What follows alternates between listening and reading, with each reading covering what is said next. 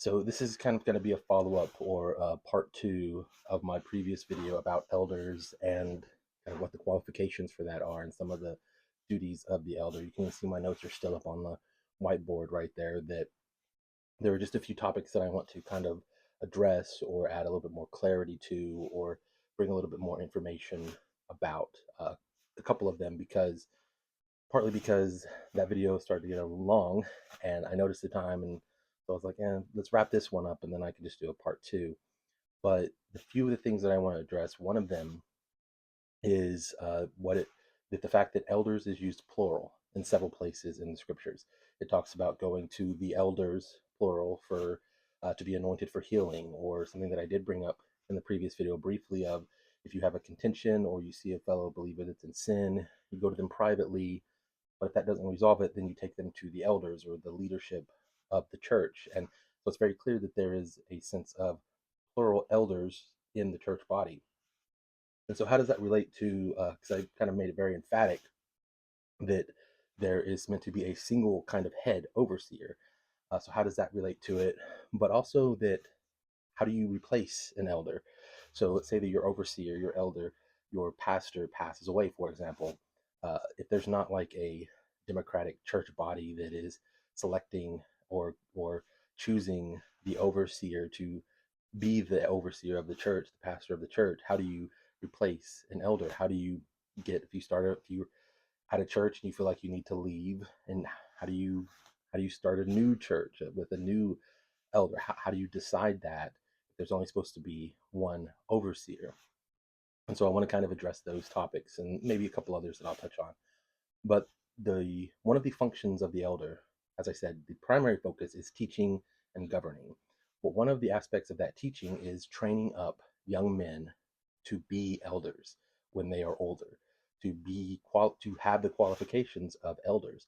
That when it talks about the elders, it essentially it's not saying some group of people that is overseeing the church because there is only supposed to be one overseer. The very point of the term overseer is that they are the one overseeing things. It's not that there isn't a group of people overseeing everything. It's the one kind of elder, but he trains other men to be elders. And so if he is getting old and wants to retire or he passes away unexpectedly, there are men who can step up. And if he's of his sound mind and decides to retire, or he's already declared, he will choose his successor. Uh, he, as the elder, with wisdom and grace from the Lord, will decide who kind of will follow after him. That's the way it ought to be. In the same way Paul selected Timothy or Titus, or the same way that you see that throughout history. It actually goes into something that I did touch on in the previous video again about one of the reasons that the Catholic Church began to forbid priest marriage was so that Rome could control who basically inherited the churches, the parishes, the congregations, so that they could control that. And that tends to be what it almost always revolves around is who is in control.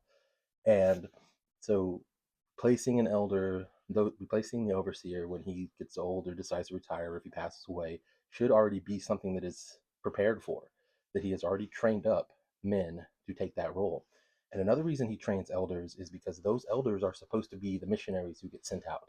That we're not just supposed to send out missionaries, that the historical kind of way that it was done was you would have a body of believers, and within that body of believers, the overseer would be teaching people to fulfill the call of the Lord, to be elders. And then he would send an elder out. Look, let's say it's one of the problems. We have a lot of mega churches in America. You have churches with 10,000 people, and no one person can manage that. No one head can manage a body that big. And so the way to do it isn't to just have one body with a bunch of heads doing their own thing, because then you may as well be separate bodies anyway. What you're supposed to be doing is training up men, elders, who then go out and you say, hey, I cannot manage 1,000 people, 10,000 people on my own. So why don't you, who I've trained up, who I know is right with the Lord and has the qualifications because I've walked with you for 20 years of your life to make sure of that, why don't you take 100 of the members of the congregation, 10 families, or maybe probably more than 10 families, 10, 15, 20 families, and go and plant a new church. And we will help you support you financially for the early stages. But because in a proper church with proper teachings, everyone would be tithing. So 10 families should be able to fund a, a church that has a single overseer. And then he within that church would train more people. And that is how the body was designed to proliferate. That is how the body was designed to grow. It's supposed to be that you have a strong church, a strong family, that the elder, the overseer, trains the young men so that they can then go out with their families and with other families, with other young men, and they can plant a new church. They can become a new body doing more work at a new location. It could be just down, could be a few streets over, it could be a few countries over. That is how the body was meant to proliferate. That is how the body was meant to grow. That the body grows under the headship of an overseer who trains and prepares other overseers so that they can grow out of that. But it's not supposed to be random scattershot. Who wants to be a missionary? Raise your hand, and you send out like random people with random groups who have no connection to each other, that you don't know their fundamental trainings, you don't know their fundamental things. Like the way that we do a lot of things, mission work, eldership, all of those things, we actually aren't doing it the way that the Bible describes it. We aren't doing it the way that the church historic did it. We're doing it in these kind of new ways that all are only a few hundred years old at most. And so that's so the way that you would replace an overseer is that he would have trained people up. So that if he needs to step down because maybe he's beginning to fall short of the qualifications, or he's just getting old and he doesn't feel like he can manage God's household as well anymore, or if he unexpectedly passes away, or if God calls him to a new location for some reason, that he has done the work of training up his replacements. That is something that a man is supposed to do, is train up his own replacements in that sense. So there's that aspect of it. But so when it talks about going before the elders, that's kind of what it's talking about.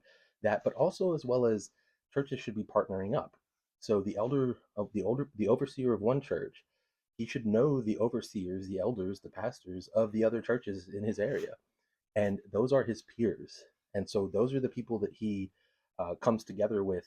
He should be coming together with to discuss things like how to grow the church in the greater community. And again, if the church grew and proliferated the way it was supposed to, these men would have known each other, and would have been under each other's tutelage and would have come up together anyway. So your entire city, the churches in it, would all have those connections already established to be one body under Christ, but multiple bodies kind of doing different jobs with their own pastors or elders, overseers as their head, guiding them, again, training more. And so it would actually make things like, for example, like let's say that you were at one church and there was some doctrinal thing that you disagreed with, you you would know that if you left, nearly most of the churches in the area would have well-trained elders, well-trained overseers. So even if there was one that he was kind of falling short, he wasn't doing the right thing, but he was too prideful to address it, or anything like that, you would know that you could safely leave because the other churches had been properly established, and that they should do a better job because they should have been trained properly. So that is another part of it, is that when it uses elders plural, those are kind of the two senses it gets used in. It's the multiple elders in like one city who all kind of are elders or overseers of different bodies, or within a single body, the men who are on the growth path of becoming overseers of their own church, of their own body, at some point down the line, or remaining there to potentially be the one who steps into that body when the current overseer has to step down, or passes away, or for whatever reason. So I wanted to kind of just bring that up because that's something that I kind of left out of the previous video. But also when I talked about what can you do if you feel like your overseer or elder is kind of falling short, and I gave several kind of responses to that, going to them privately in humility, making sure that you're bringing the scriptures with you, and then kind of gauging their response to that. But if you did, let's say you did end up having to leave that body, there are a couple of things. Is one, goes to what kind of something I had said before: is there no one else in the body that could be an overseer that you would trust enough to say, look, I think our current overseer is falling short. Will you come with me and let's try to start something that's more scriptural based, it's more biblical in the way that it handles overseers and the church body and those things. And so establishing that. But there's another sense to it too, in that there are a lot of churches that have pastors, elders, overseers who are actively not fulfilling these requirements. And they are, for whatever reason, they're unwilling to call the pastor out. It could be because they're afraid they won't have anyone who's willing to step up to teach, or those types of things, or they might be afraid that the pastor has too much control. But there is in the course of things, the final step is, before eventually you just have to leave, is to come before the entire church body and to present it to the entire church body. Now, you don't have to go through all those steps. You can decide to just look. I'm just going to step away, and that can be the first step. You don't necessarily even have to take that take the weight on yourself of being the only one calling it out. But I do think that if more churches were willing to have if the whole congregation were to stand up and say, listen, you're calling yourself our overseer, but you are falling short. You are not qualified to be our overseer. You are disqualified, in fact. Either you step down or all of us will leave. I mean, so you may think like, well, where do I go if I have to leave? If you can get the people, if you can if you can take it to the people and you can convince them of the scriptures are on your side, and that this person calling themselves the overseer is not qualified, then the people, if they back you, you don't have to go anywhere. That the pastor will be sent out on his own, because that is, if they continue in their rebellion, even after it's been brought before the church, you're supposed to send them out. So you can do that with the pastor too if you have to, with the overseer. And so it is a balance, because I said that churches aren't supposed to be run by democracies, but we also are not supposed to give our blind allegiance to another person if they are falling short. And some people see that as a weakness in Protestantism, that we tend to break away a little too quickly. But that's not unique to us. Roman Catholics like to say that they have an unbroken line. Eastern Orthodox say they have an unbroken line. The Ethiopian Coptics say they have a unbroken line, but all three of them can't have an unbroken line because they broke off of each other.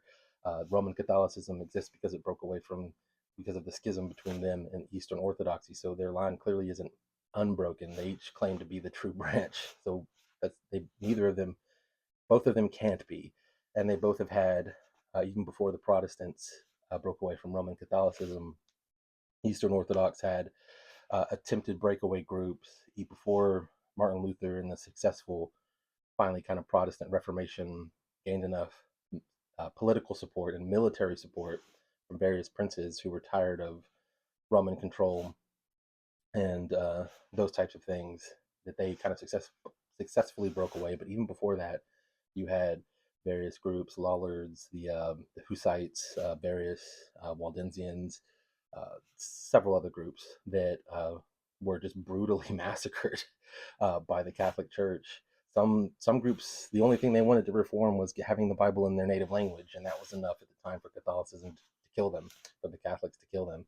So the the idea that like it is a uniquely Protestant thing to have different views and attempt to kind of live more fully for Christ, and that is not something that the Catholics ever dealt with, when clearly Protestantism came out of them, or that the Orthodox ever dealt with when they had groups like the Vogelists and the Paulines, the Iconoclasts, a few other groups, and depending on how you consider the Armenian kind of Coptics and Ethiopian Coptics, and where they kind of broke away from uh, the patriarchs of Constantinople, alone when you get into Nestorianism and some of the even further Eastern forms of Christianity.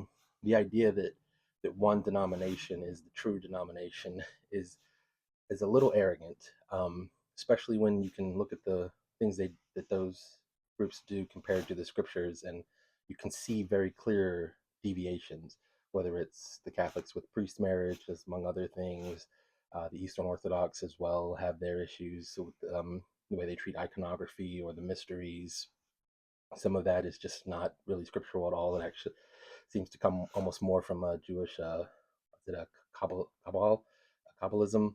I always get the term wrong, but Jewish mysticisms, which are not necessarily scriptural.